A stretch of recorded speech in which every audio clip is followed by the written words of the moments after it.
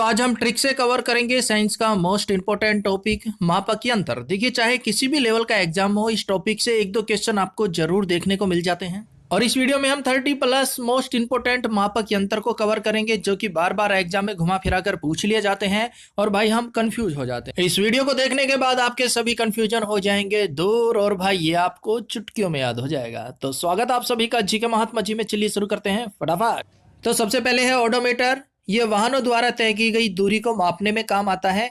अब ओडोमीटर से याद आता है ओडी कार होती है ना भाई, काफी कॉस्टली आती है। तो ओडी कार हो गई, यानी कि एक प्रकार का वाहन हो गया और ये काम भी करता है वाहनों द्वारा तय की गई दूरी को मापने। तो ओडी कार के द्वारा तय की गई दूरी मापेंगे हम ओडोमीटर से। नेक्स्ट, ऑडियोमीटर ध्वनि की तीव्रता को मापने में काम आता है। देखिए, ऊपर हमने बात की थी ओडोमीटर की, ओडी कार की, यहां बात हो रही है ऑडियोमीटर। ऑडियो सुनते हैं ना हम, किस में होता है भाई? ध्वनि होती है ऑडियो में। तो ध्वनि की तीव्रता भी मापेंगे ऑडियोमीटर से, बिल्कुल ही। Next, altimeter very very important है, ऊंचाई मापने के लिए प्रयोग में लाया जाता है। अब अल्टीमीटर का हो गया अल्टीमेट, और यहाँ पर बात हो रही है ऊंचाई मापने के लिए ऊंचाई की। तो भाई जो अल्टीमेट बंदा होता है ना, वो ऊंचाई पर पहुंच ही जाता है, वो सीढ़ी दर सीढ़ी ऊंचाई पर पहुंच जाता है। कौन? जो अल्टीमेट बंदा होगा वो ऊंचाई पर पहुंच जाता है, उसे ऊंचाई पर पहुंचने से कोई नहीं रोक पाता। क्यों? क्योंकि भाई मेरे वो अल्टीमेट बंदा है। तो अल्टीमीटर हो गया ऊंचाई मापने के। नेक्स्ट, लैक्टोमीटर दूध की शुद्धता मापने के लिए काम में आता है।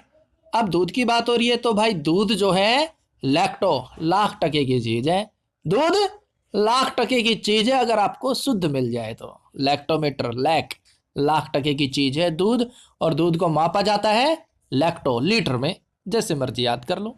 नेक्स्ट, हाइड्रोमीटर तरल पदार्थ का सापेक्षिक घनत्व मापने में काम आता है। और उसके बाद है हाइग्रोमीटर, हवा की आर्द्रता मापने में काम आता है। यहां पर हम 101% कंफ्यूज होते हैं। एक है हाइड्रोमीटर और एक है हाइग्रोमीटर, दोनों अलग अलग है। ट्रिक से याद करेंगे, जिंदगी भर आप नहीं भूलोगे।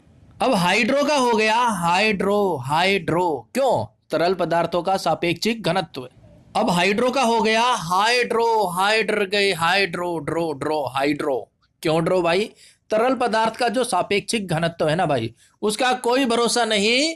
अब मान लीजिए नदी है, बिल्कुल शांत चल रही है, उसमें अचानक से बाढ़ आ गई, तो तरल पदार्थ का घनत्व पता नहीं कब बढ़ जाए, तो उससे डर लगता है। हाइड्रो तरल पदार्थ के घनत्व से बाढ़ आ जाती है, सब कुछ तबाह हो जाता है। नेक्स्ट, हाइग्रोमीटर हवा की आर्द्रता मापने में यहां बात हो रही है हाई लेवल पर ग्रो कौन करेगा भाई? जिसको हवा मिलेगी आर्द्र, यानी कि हवा की आर्द्रता भाई हाई लेवल पर ग्रो करेगा। हाई ग्रो, चाहे वो मनुष्य हो चाहे वनस्पति हो, जब उसे हवा मिलेगी आर्द्र हवा मिलेगी ना, तब वो हाई लेवल पर ग्रो करेगा। हाइग्रोमीटर हवा की आर्द्रता मापता है भाई। नेक्स्ट, बैरोमीटर वायुमंडल दाब को मापने में काम आता है। अब बात हो रही है वायुमंडल दाब की, वायु दाब की। जब ज्यादा हो जाता है वायुमंडल दाब, वायु दाब, तो हमें बहरापन सा फील होता है, ऐसा लगता है जैसे हमें कुछ सुनाई नहीं दे रहा हो, हम बहरे हो गए हो, यानी कि बैरोमीटर। नेक्स्ट, ऑक्सीजनोमीटर पेड़ पौधों की वृद्धि मापने में काम आता है। अब भाई पेड़ पौधों से हमें ऑक्सीजन मिलती है, और यहां भी बात हो रही है ऑक्सीनोमीटर की, तो बिल्कुल यूजी हो गया। ऑक्सीजन यानी कि ऑक्सीजन हमें किससे मिलती है? पेड़ पौधों से मिलती है। नेक्स्ट, रेन गेज बिल्कुल यूजी मेरे भाई, वर्षा की मात्रा मापने में काम आता है। वर्षा, बारिश यानी कि रेन, और यहाँ पर है रेन गेज। नेक्स्ट, सेक्सटेंट ग्रहों की ऊंचाई जानने हेतु प्रयोग में लाया जाता है। अब सेक्सटेंट का हो गया सक्सेस। अब जो बंदा लाइफ में सक्सेस हो जाता है, नौकरी मिल जाती है, तो बोलते हैं भाई उसके तो ग्रह नक्षत्र बुलंदियों पर है, उसके ग्रह नक्षत्र ऊंचाई पर है। और जो बेचारा सक्सेस नहीं हो पाता, उसे बोल देते हैं यार तेरे तो ग्रह माड़े हैं, तेरे तो ग्रह नक्षत्र ही माड़े हैं भाई। तो याद रखना मेरे भाई, बंदा सक्सेस हो जाता है तो भी बोलते हैं भाई तेरे तो ग्रह ऊंचाइयों पर हैं, बुलंदियां छू रहे हैं। नहीं हुआ तो भी बोलते हैं यार तेरे तो ग्रह माड़े हैं, कमजोर है। लेकिन ऐसा कुछ नहीं होता मेरे भाई। नेक्स्ट, लक्समीटर प्रकाश की तीव्रता मापने हेतु पाया जाता है। अब बात हो रही है प्रकाश की तीव्रता, चाहे कितनी भी तेज हो, मुझे मेरे लक्ष्य से नहीं भटका सकती। लक्समीटर, लक्ष्य का हो गया मेरा लक्ष्य। प्रकाश चाहे कितना भी तीव्र हो, कितनी भी धूप पड़े, कितनी भी गर्मी पड़े, मुझे मेरे लक्ष्य से नहीं भटका सकती। मैंने इस खेत की लावणी करनी है तो करनी है भाई, चाहे प्रकाश कितना भी तीव्र क्यों ना हो। किसानों को खेतों की लावणी करनी है तो करनी है भाई। किसान को प्रकाश की तीव्रता उसके लक्ष्य से नहीं भटका सकती। लक्ष्य मीटर प्रकाश की तीव्रता मापने में काम आता है। कुछ ज्यादा हो गया हो तो भाई हाथ जोड़ के माफी चाहता हूँ। नेक्स्ट बिल्कुल लीजिए मेरे भाई, थर्मामीटर ताप मापने के लिए प्रयोग में लाया जाता है। मोनोमीटर गैसों का दाब मापने के लिए प्रयोग में लाया जाता है। ये गैसों के दाब की, अब बंदा जो मूली के पराठे खा रहा है तो गैस का दाब बनेगा ना, और वो फिर यार दोस्तों को तो पता चल ही जाता है, रूममेट को भी पता चल जाता है कि भाई गैस कहां से लीक हुई है। अब वो पूछ बेटा आपने गैस लीक की है क्या? जवाब आया मैंने नो नो नो नो मैनो मैनोमीटर गैसों का दाब मापने के लिए प्रयोग में लाया जाता है। गैस लीक मैंने नहीं की, मैं no no no no. Next galvanometer विद्युत धारा की उपस्थिति को मापने में काम आता है कि भाई यहां पर विद्युत धारा उपस्थित है या नहीं है। किससे मापा जाएगा? गैल्वेनोमीटर से। अब विद्युत धारा की उपस्थिति अक्सर कहां नहीं होती? गलियों में। भाई गैल्वेन से हो गया गलियां, और गलियों में अक्सर लाइटें खराब हो गई, शॉर्ट सर्किट हो गया, तो विद्युत धारा अनुपस्थित रहती है, उसकी उपस्थिति नहीं होती गलियों में। गैल्वेनोमीटर। एमीटर विद्युत धारा मापने के लिए प्रयोग में लाया जाता है। एमीटर का हो गया आम मीटर, आम आदमी का मीटर जो कि घरों में लगा होता है, उसका काम क्या होता है? विद्युत धारा को मापना, कि आपने कितनी विद्युत यूज की, कितनी बिजली यूज की, उसको मापता है और यूनिट निकाल के आपको दे देता है। तो ये हो गया एमीटर, आम लोगों का आम मीटर। हाँ नमस्ते जी, ये आम आदमी का मीटर है जी, लेकिन दिल्ली में इसकी कोई जरूरत नहीं है जी, हमने तो सब कुछ फ्री कर रखा है जी। नेक्स्ट जायरोस्कोप घूमती वस्तु की गति का अध्ययन करने के लिए प्रयोग में लाया जाता है। अब बात हो रही है घूमती हुई वस्तु की, घूमने की, फिरने की, तो जाओ यारो घूम फिर कर आओ, थोड़ा घूम फिर लो, लेकिन कोविड से बच के रहे ना भाई। जायरोस्कोप जाओ यारो घूम फिर कर आओ, घूमती वस्तुओं का अध्ययन। नेक्स्ट सिस्मोग्राफ बिल्कुल लीजिए मेरे भाई, भूकंप की तीव्रता मापने में काम आता है। उसके बाद है एनीमोमीटर, वायु गति मापने के लिए प्रयोग में लाया जाता है। देखिए इससे पहले हमने बात की थी बैरोमीटर की, वायुमंडल दाब को मापने में काम आता है, और यहां बात हो रही है एनीमोमीटर की, वायु गति मापने के लिए काम में लाया जाता है। अब एनीमोमीटर का हो गया एनीमो एंटीनो, एंटीना होता था ना भाई, छत पे लगाते थे पहले, ब्लैक एंड व्हाइट टीवी होता था और छत पे एंटीना होता था, लेकिन जब हवा चलती थी तेज गति से तो वो एंटीना हिल जाता था। शक्तिमान आ रहा है, मोगली आ रहा है, रामायण महाभारत आ रही है, वो सब डिस्टर्ब हो जाती थी, तो एक बंदा छत पे चला जाता था, एंटीना को पकड़ के घुमाता था ताकि वो हवा की गति से ना हिले।